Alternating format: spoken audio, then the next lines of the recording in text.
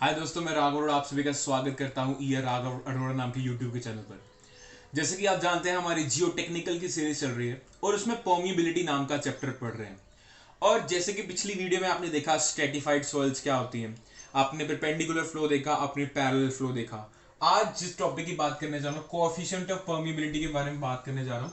इस टॉपिक के बारे में मैंने आपको पढ़ा तो दिया है, इसको के से डिनोट करते हैं, बट इसके रिगार्डिंग एक पॉइंट था जो आज मैं आपको बताने जा रहा हूँ, that it does not depend upon the property of soil. कि यहां लिखा है कि it does not depend only on the property of soil, कि ये केवल सॉइल की प्रॉपर्टी पर डिपेंड नहीं करती, it depends also on the properties of fluid also. कि ये केवल और केवल सॉइल की प्रॉपर्टी पर डिपेंड नहीं करती, और सॉइल के साथ साथ ये फ्लूइड की प्रॉपर्टी पर भी उतना ही डिपेंड करती है जितना ये सॉइल की प्रॉपर्टी पर डिपेंड करती है। इट मीन्स कि जो मेरी परमिएबिलिटी है, जो मेरा कोएफिशिएंट ऑफ परमिएबिलिटी के है, वो किस पे डिपेंड करेगा? वो कैरेक्टरिस्टिक्स या प्रॉपर्टीज मीडियम पे भी डिपेंड करेगा और फ्लूइड पे भी डिपेंड करेगा। मीडियम हमारी क्या है? सॉइल है। तो जो मेरी कोएफिशिएंट ऑफ परमिएबिलिटी है वो मीडियम के साथ साथ फ्लूइड पे भी उतना ही डिपेंड करेगी। ओके, जैसे अपने अभी कोएफिशिएंट ऑफ परमिएबिलिटी के बारे में पढ़ा, अब एक बड़ा इंपॉर्टेंट टॉपिक आपको समझाने जा रहा हूं जिसको कहता हूं एब्सोल्यूट परमिएबिलिटी। इसको डिनोट करता हूं के नोट से, इसको डिनोट करता हूं के नोट से, ठीक है। अब ये मुझे क्या कहता है? ये मुझे कहता है कि it depends upon the properties of medium only. कि ये केवल और केवल मेरे मीडियम पे डिपेंड करता है, मेरी सॉइल पे डिपेंड करता है, मेरी सॉइल की पोर की जो ज्योमेट्री होगी ना उसी पे डिपेंड करेगा। It is independent of the properties of fluid. मतलब ये मेरे जो भी फ्लूइड आ रहा है ना, जो भी फ्लूइड उसमें से फ्लो होगा उस पर डिपेंड नहीं करने वाला, केवल और केवल मेरे पोर्स की जो ज्योमेट्री है, मेरे सॉइल जो मेरा मीडियम है उस पर डिपेंड करेगा, उस पर डिपेंड करेगा, उस पर डिपेंड करेगा। सो एब्सोल्यूट परमिएबिलिटी क्या होगा? किसी भी सॉइल की क्या होगी? It is a property when only one type of fluid is flowing, when only one type of fluid is flowing.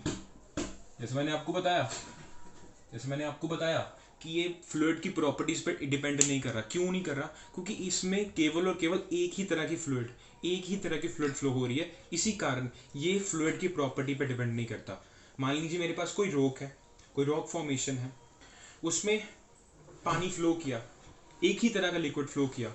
अब जो मेरी एब्सोल्यूट परमिएबिलिटी होगी ना, वो सिर्फ और सिर्फ मेरी रॉक की जो सॉइल फॉर्मेशन है, उसकी पोर्स की जो फॉर्मेशन है उसी पे डिपेंड करेगा। जो पानी फ्लो हो रहा है ना उस पर नहीं डिपेंड करेगा। क्यों? क्योंकि एक ही तरह का फ्लूइड फ्लो हो रहा है। ओके, आपने एब्सोल्यूट परमिएबिलिटी समझ लिया।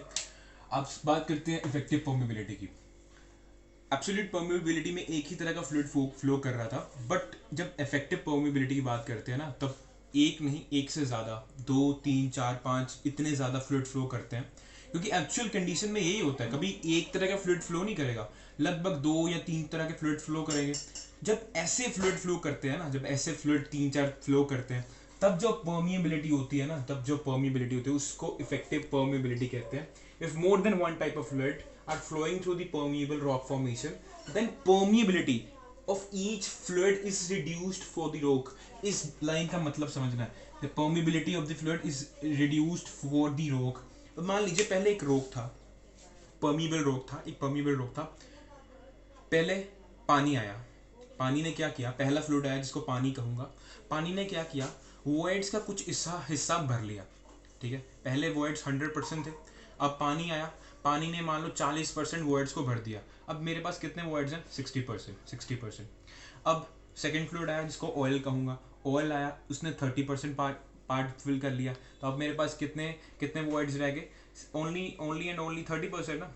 40% पानी ने भर लिया, 30% ऑयल ने भर लिया। अब तीसरे फ्लूइड के लिए सिर्फ और सिर्फ 30% रह गया। मीन्स कि हर एक फ्लूइड के लिए अब हर एक फ्लूइड के लिए परमिएबिलिटी रिड्यूस हो चुकी है। पहले जब एब्सोल्यूट परमिएबिलिटी की बात करते थे तब केवल एक फ्लूइड फ्लो करता था, उस एक फ्लूइड ने ही 100% वॉइड्स फिल करने थे। बट अब 3 फ्लूइड्स फ्लो कर रहे हैं। अब तीनों फ्लूइड्स में वॉइड्स बांट दिए जाएंगे, मीन्स तीनों फ्लूइड्स के लिए परमिएबिलिटी रिड्यूस हो जाएगी। Okay, because each fluid has to flow simultaneously. तो इफेक्टिव परमिएबिलिटी क्या है? जब एक से ज्यादा फ्लूइड फ्लो करेंगे तब हर एक फ्लूइड की परमिएबिलिटी कम हो जाएगी, तो उसी को ही इफेक्टिव परमिएबिलिटी कहेंगे। अब जो हमने इफेक्टिव परमिएबिलिटी पढ़ा, हमने एब्सोल्यूट परमिएबिलिटी पढ़ा, अब इसका यूज़ कहाँ आता है? इसका यूज़ आता है रिजर्वर एनालिसिस में। जो लोग रिजर्वर इंजीनियरिंग पढ़ेंगे या रिजर्वर में जाकर अपनी कंस्ट्रक्शन करेंगे, उनके लिए काफ़ी इंपॉर्टेंट होती है कि वो ये जाने कि रिलेटिव परमिबिलिटी कितनी है, रिलेटिव परमिबिलिटी कितनी है। उसको समझने से पहले मैं आपको बताऊंगा, मान लीजिए मेरे रिजर्वेयर में 3 तरह के फ्लूइड फ्लो कर रहे हैं। वन इज एयर, देखिए एयर भी एक फ्लूइड है, second is water and third is oil. Oil की जगह कोई केमिकल भी हो सकता है ना। हम क्या करते हैं, केमिकल भी डालते हैं ताकि हमारा रिजर्वोयर का वाटर है जो वो इवेपोरेट ना हो सके, तो ऑयल की जगह केमिकल भी हो सकता है, आप ऑयल मान लीजिए। अब इन तीनों की इफेक्टिव परमिबिलिटी क्या होगी, है ना। अगर ये तीनों होंगे तो परमिबिलिटी इनकी डिक्रीज हो जाएगी। मैंने आपको बताया वर्ड्स वाला जो कॉन्सेप्ट था। तो इफेक्टिव परमिबिलिटी गैस की क्या होगी, गैस मेरी एयर है, गैस की क्या होगी Kg, वाटर की क्या होगी Kw, और ऑयल की क्या होगी KOL। ओके, तो रिलेटिव परमिबिलिटी जैसे मैंने बताया कि आपको मैंने ये निकालनी है। रिलेटिव परमिबिलिटी का फॉर्मूला होता है effective permeability upon absolute permeability. अब मैं बता दूं कि रिलेटिव परमिबिलिटी है क्या। पहले जैसे मैंने अब बताया कि एब्सोल्यूट परमिबिलिटी में क्या होता है कि एक मेरी रॉक की परमिबल फॉर्मेशन है, एक ही फ्लूइड फ्लो कर रहा है और उसकी जो परमिबिलिटी वो बता देता है, ठीक है। पहले एब्सोल्यूट परमिबिलिटी थी जिसमें कोई रिडक्शन नहीं हुई, एक ही तरह का फ्लूइड फ्लो कर रहा है, उसकी परमिबिलिटी बता दी गई। बट उसके बाद क्या हुआ, फ्लूइड्स बढ़ गए, एक फ्लूइड आया, एयर आया, एक ऑयल आया, एक मेरा एयर आई, वाटर आई, है ना, 3 तरह का फ्लूइड आया। अब क्या हुआ, मेरी परमिबिलिटी डिक्रीज हो गई। वर्ड्स वाला कंसेप्ट समझाया। रिलेटिव परमिबिलिटी क्या बताती है कि मेरी परमिबिलिटी कितनी डिक्रीज हुई। तो इसकी काफ़ी इंपॉर्टेंस होती है रिजर्वर एनालिसिस में। तो पहले निकालते हैं गैस की रिलेटिव परमिबिलिटी क्या है। के का मतलब परमिबिलिटी, आर का मतलब रिलेटिव, जी का मतलब गैस। तो गैस की इफेक्टिव परमिबिलिटी क्या थी, Kg अपॉन K0 जो कि एब्सोल्यूट परमिबिलिटी है। वाटर की relative permeability effective permeability of water upon absolute permeability.